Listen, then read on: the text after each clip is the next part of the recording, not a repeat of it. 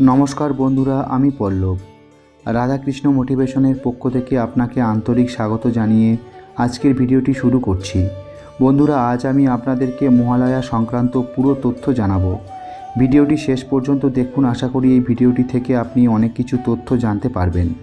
প্রিয় বন্ধুরা, আশা করি সবাই ভালো আছেন।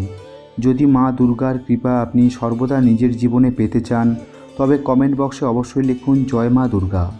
আজকের আলোচনার মূল বিষয় অত্যন্ত তাৎপর্যপূর্ণ। আমরা জানব 2025 সালে তথা বাংলা 1432 বঙ্গাব্দে মহালয়া কবে পালিত হবে। শুধু তারিখ নয়, আমরা খুঁটিনাটি সময়সূচিও দেখব, যা নির্দিষ্টভাবে পঞ্জিকায় উল্লেখ রয়েছে। এই বছর মহালয়ার দিনেই ঘটতে চলেছে বছরের শেষ সূর্যগ্রহণ। তাহলে স্বাভাবিকভাবেই অনেকের মনে প্রশ্ন জাগছে, সেদিন কি গঙ্গা স্নান ও তর্পণ করা সম্ভব হবে? যদি হয় তবে কোন সময়ে করবেন, আর এই বিশেষ দিনে কোন কাজ করলে অশুভ ফল আসতে পারে এবং কোন কাজ করলে অশেষ পুণ্য লাভ হয়, সেসব বিষয়েও আমরা বিস্তারিতভাবে জানব।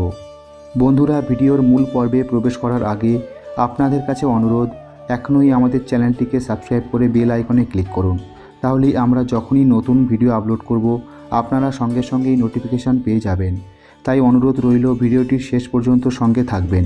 তাহলে চলুন দেরি না করে ভিডিওটি শুরু করা যাক। বাংলার আকাশে শরতের স্নিগ্ধ হাওয়া বইতে শুরু করলেই মনে পড়ে যায় এক বিশেষ দিনের কথা, মহালয়া। বাঙালির আবেগ, সংস্কৃতি ও ধর্মীয় জীবনের সঙ্গে এই দিনটি বিশেষভাবে জড়িত। মহালয়া শুধু একটি দিন নয়, এটি একাধারে পূর্বপুরুষ স্মরণের দিন, আবার দুর্গোৎসবের সূচনা। তাই সনাতন ধর্মাবলম্বীদের কাছে এই দিনটি বিশেষভাবে গুরুত্বপূর্ণ। হিন্দু ধর্মে মহালয়া শুধু একটি তিথি নয়, এটি পিতৃপক্ষের সমাপ্তি এবং মাতৃপক্ষের সূচনার প্রতীক। এই দিন থেকেই দেবী দুর্গার আগমনের আনুষ্ঠানিক ঘোষণা হয়। পঞ্জিকা অনুযায়ী মহালয়া অমাবস্যা মানেই দুর্গোৎসবের সূচনা, কারণ এই দিন দেবী দুর্গার চক্ষুদান সম্পন্ন হয়। শাস্ত্রে বলা আছে, মহালয়ার দিন দেবী দুর্গা মহাশক্তিরূপে আবির্ভূতা হন। প্রাচীনকালে অসুরদের অত্যাচারে দেবতারা যখন অতিষ্ঠ হয়ে পড়েছিলেন, তখন ব্রহ্মা, বিষ্ণু ও মহেশ্বর তাদের ত্রিদেব শক্তি মিলিয়ে সৃষ্টি করেন মহামায়া দুর্গাকে। দেবতাদের দেওয়া নানান অস্ত্রশস্ত্রে সজ্জিত হয়ে মা দুর্গা মহিষাসুরের বধ সম্পন্ন করেন। তাই এই দিনটি শুভ শক্তির জাগরণ এবং অশুভ শক্তির বিনাশের প্রতীক। শুধু তাই নয়, মহালয়া শব্দের আক্ষরিক অর্থ মহান আলয় বা মহান আশ্রয়। এখানে দেবী দুর্গা নিজেই সেই মহান আশ্রয়। এদিন পিতৃপুরুষদের উদ্দেশ্যে তর্পণ করার বিশেষ বিধান রয়েছে। বিশ্বাস করা হয়, এই দিনে পূর্বপুরুষদের আত্মা আশীর্বাদ বর্ষণ করেন এবং ভক্তদের জীবনে শান্তি, ঐশ্বর্য ও সৌভাগ্য নিয়ে আসে। তাই গঙ্গা স্নান, দান এবং তর্পণ মহালয়ার সবচেয়ে গুরুত্বপূর্ণ আচার। বন্ধুরা, এবার দেখে নেওয়া যাক 2025 সালের তথা বাংলা 1432 বঙ্গাব্দে মহালয়া কবে পালিত হবে। এই বছর মহালয়া অনুষ্ঠিত হবে 21শে সেপ্টেম্বর 2025 রবিবার, বাংলা 4ঠা আশ্বিন 1432 বঙ্গাব্দ।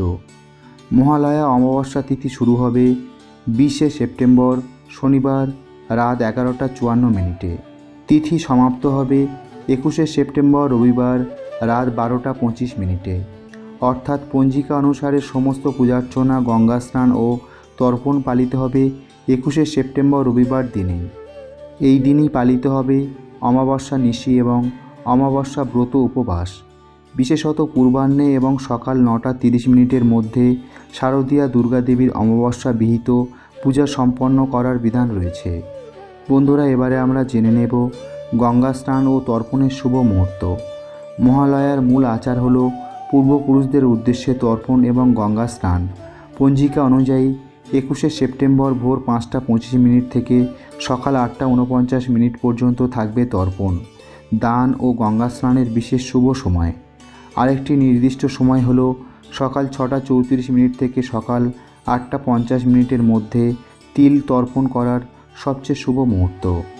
এই সময়ে গঙ্গা স্নান ও তিল তর্পণ করলে সর্বাধিক পুণ্য লাভ হয় বলে শাস্ত্রে উল্লেখ রয়েছে।